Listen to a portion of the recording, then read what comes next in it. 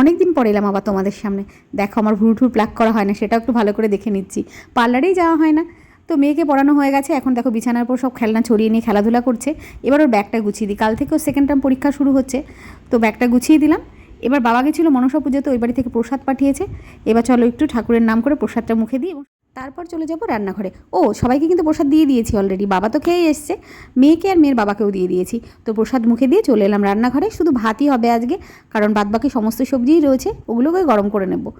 তো এবার ভাত বসিয়ে চলে এলাম একটুখানি ব্যালকনিতে। দেখো কি দারুণ হাওয়া দিচ্ছে, আর সামনেটা না পরিষ্কার করা হয়েছে আমাদের।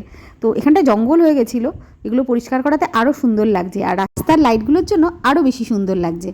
আর একটু সময় দাঁড়িয়েছিলাম, আর এসে দেখো কি অবস্থা হয়েছে, ফ্যান পড়ে পুরো গ্যাস ওভেনের নিচে পর্যন্ত ফ্যান পড়ে গেছে। তো রান্নাবান্না তো হয়ে গেল, ভাতই শুধু হবার ছিল, সেগুলো করে কমপ্লিট করে সমস্ত খাবার গরম করে রান্নাঘরের কাজ কমপ্লিট করে নিলাম। ইতিমধ্যে কিন্তু বৃষ্টি শুরু হয়ে গেছে ঝমঝম করে। তো চলো তোমাদের একটু বৃষ্টি দেখায়, এই মিনি ব্লগটা এখানেই শেষ করছি। আবার দেখা হবে কোনো একটা মিনি ব্লগে। সবাই ভালো থেকো, সুস্থ